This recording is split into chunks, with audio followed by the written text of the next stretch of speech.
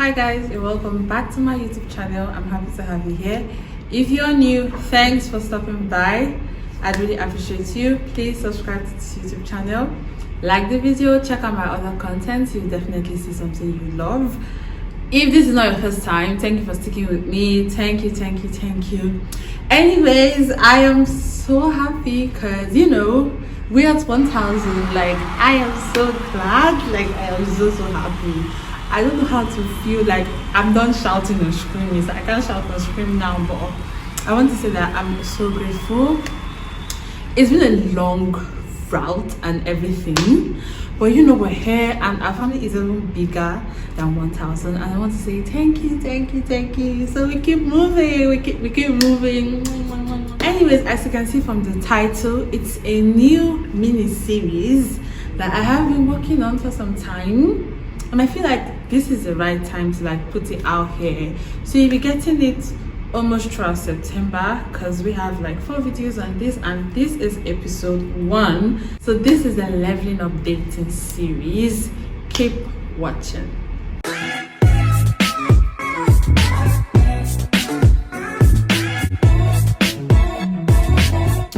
So before we go into this video properly, I just want to say that this topic or this series is really important to me. Not just this series, the subsequent ones that I'll be introducing, but now we're starting with this. I feel like there's a lot about it that people don't really get. I'm still learning myself, but then these are the things that I found to be true, to be working, and I feel like I should share it out. And I'm really interested in your comment. I really want you guys to say how you feel. Do not be shy about it, because we're all here to learn, right? So please do so. I'd really appreciate that. So this is things you should do or things you should note before you go into a relationship or before you start dating, and I have 8 of them here. So I'm going to start with the very first one. I feel like the first one is you should make peace with yourself. Yeah, some people just go from one relationship and they jump into the other without actually coming down to think about themselves. What lesson have you learned from the last relationship? What do you think you did wrong? What do you think your partner did wrong? The truth is, at the end of the day, probably you didn't do anything. But the thing is, for every relationship that went down the drain, there was a reason for that.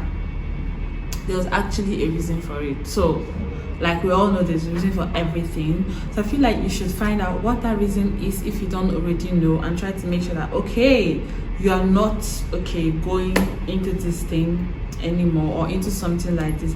For example, if you were with someone that shouts a lot, and then because of the shouting you guys ended it and there was so much fight in the relationship, then the next time you're entering into something with anybody, you should take note of the whole shouting. I know if the person is not calm, the person can't just have a communication with you even when the person is angry without shouting, then you should start running away as fast as possible.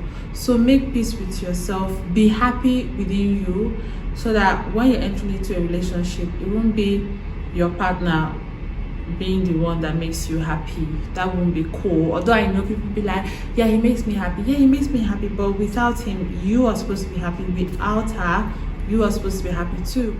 Then the second one is you should heal. This thing is so underrated. I don't know the word to use, but people don't know that there's actually what we call a healing process. You shared most of your moments with someone and then it's just gone. You're heartbroken, really. Even if it's not that bad, even if it's not so bad, but then you're actually heartbroken to an extent. So I feel like you should calm down and heal.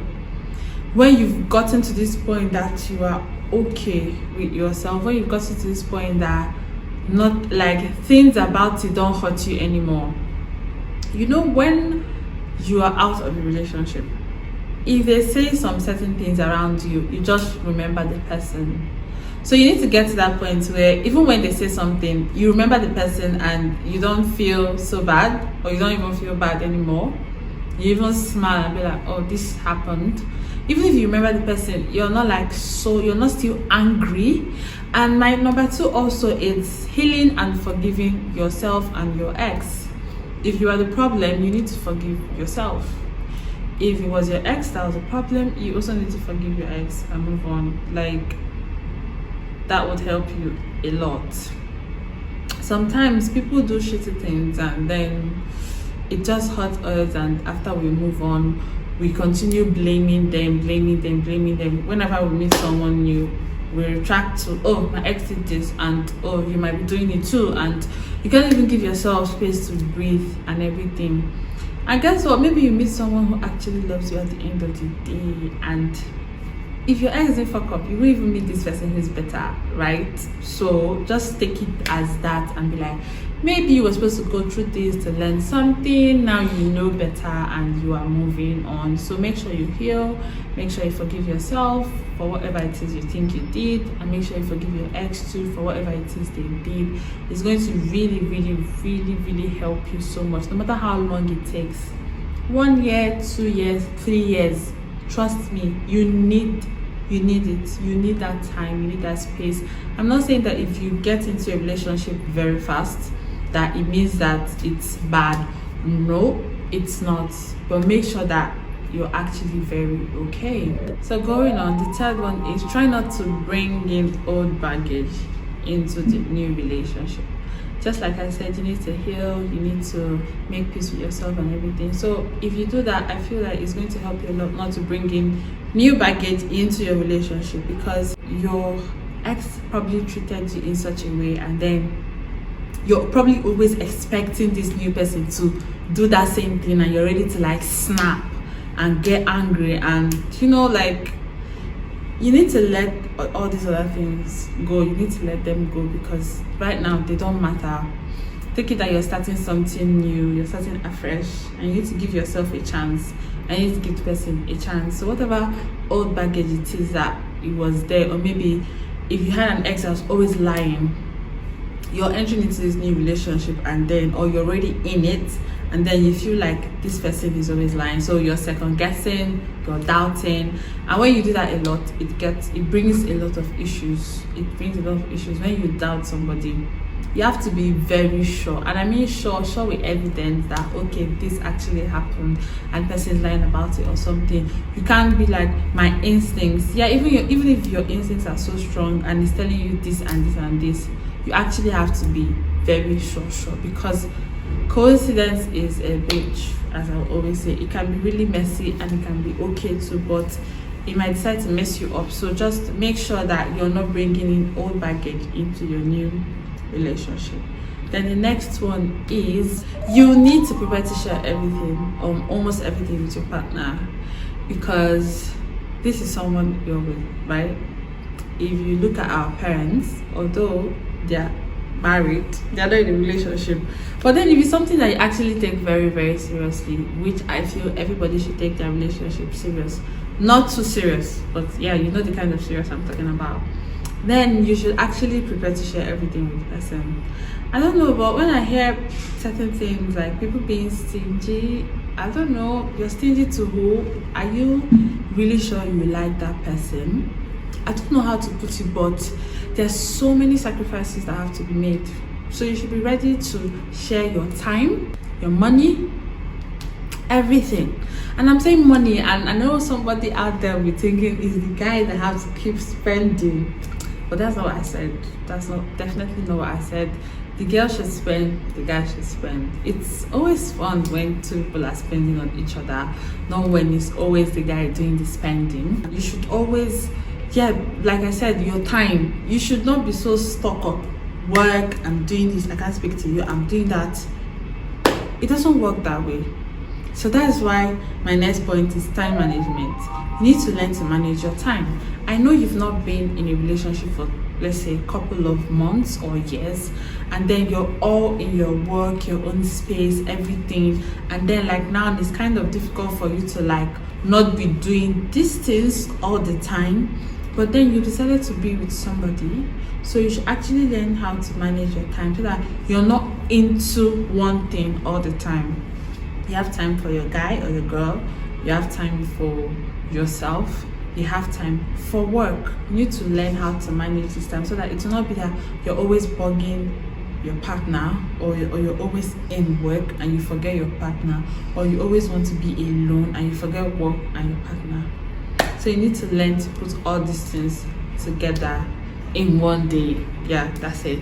Then the next thing is you should keep doing what you were doing when you were alone. Very important.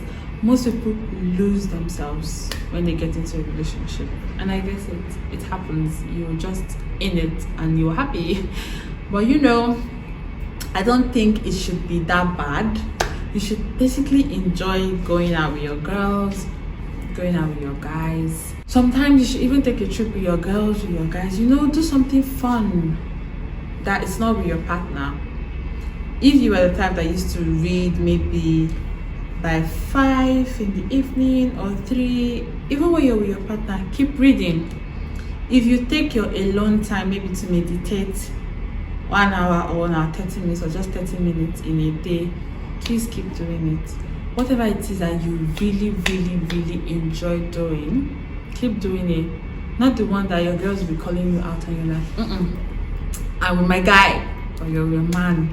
Yes, I know you will spend more time with the person, no doubt, but don't let it be too much, because before you know it, you're clingy, and before you know it, that same person you're running to is always seeing you as. You need to let him miss you. I mean, that works. Let him miss you. Let him be the one to call you and come in. I'm not saying you should always be with your girl when you're trying to make him miss you and then you're not even spending time with someone that you love or you say you're in a relationship with, but just do the things you loved doing before you enter the relationship. So guys, if you're still following me up to this moment, thank you for still being here. You can give this video a thumbs up if you like the steps. You can drop it in the comment section if you have any experiences that you'd like to share with us. I'd really like to hear them. Any questions that you have, anything so far that you want to do, go ahead and do it. Do not be shy. We are not shy in this channel. So anyways, moving on to the last 2 I have for you guys, and it is very important: stress and anger management. I don't know, but personally for me, I can't say with someone who gets angry easily. I can't say with someone who shouts at me. It's not going to work. I'm not even going to lie, because I feel like today you're shouting, tomorrow you might be raising your hands at me. Raising it, then you stop. Maybe the next day you raise it and it lands on my body. I can't take it. I don't like it when people shout. And yes, I'm the kind of person that would want to shout, but trust me, I'm working on it. I wouldn't want someone to come at me with that when I know I'm also working on it. So stress and anger management, I've seen it destroy marriages. Talk more of relationship. It destroys marriages. They beat you, or you just fight, shout, you throw things away. Like you say you love someone and yet you harm them, because you're causing harm, body injury. Like, it doesn't make any sense. So work on it big time. Big time. Whatever it is that you feel like is making you angry, work on it. And then you should also talk to the person you're going to enter into a relationship with. Okay, these are the things that make me angry. How do we go about it? This, that. I mean, like, you should see a therapist. I know that in this part of the world, Nigeria, because I'm a Nigerian-based YouTuber, if you're not watching from Nigeria, yes, we don't believe in going for therapy, but I do. Big time. I really do, and I feel like it does help. You just need to like focus and tell yourself that you really want to get this over and done with. So your stress and anger management, and do not like transfer anger. I know that sometimes when you're having an altercation with your partner, you get angry, but there's one when you come from work and you transfer anger. I do not like it when people transfer anger to me for any reason. Since I was small, I do not know how to take it. I don't know how to bear it. I get so mad at the person, and then I just don't want to talk to you for a while. So please do not transfer your anger. Work on it. Work on your stress management. Work on everything you need to work on before you enter into a new relationship. So when you're going in like a newborn baby, fresh. After waxing, you know how it feels. So the last but not the least, pursue your career. in essence, get busy. Okay, get busy. Go. It's very important. You honestly need to get busy. If you're into YouTube, keep doing it, keep pushing. You're definitely going to get there. I'm still here. I just hit 1,000 subscribers. You need to keep doing what you're doing. The person you're going to appreciate you more when there's something you're doing. If you're a guy, go out, work, come back, go out for dates. But you honestly need to get busy. If you're into your business, take it seriously. Honestly, take it seriously. Because if your partner is busy and then you are not busy, you might be bugging the person without even knowing, because then you're not really doing anything. So you always want to talk. You always want to stay on the phone with the person. Meanwhile, this person has something they are doing and you might not actually understand. Although we know sometimes it gets really annoying when they're like, you're always busy. Oh, I'm busy. Or when she's always busy and all that. But we also do know that there are times when they're actually busy, truthfully, right? And then you might not understand it because you are not. You have 24 hours to yourself doing absolutely nothing. I'm not saying you must have a business, mind you. There are books online you should read. I have a YouTube channel. Keep watching me. Watch other YouTube channels, watch other videos, podcasts, TED Talk, watch movies, do something, right? Just learn a skill. Just actually get busy. So there's so many things to get busy. Check it out in the description. You're going to see all the things I listed for you to get busy if actually you don't want to go into business and you're still a student, you're still in school. I may do a video on that, I'm not sure yet. But anyways, this is the end of this video. I hope someone learned something. I really hope someone did, because I feel like this is working out for so many people. It's working out for me, and I am ready and fresh like a newborn baby. I'm still getting there. I'm still learning, obviously. So drop a comment for me, like I already said. Drop a comment, say something, like this video, give it a big thumbs up, and subscribe to my YouTube channel. I'll see you in the next video. Bye.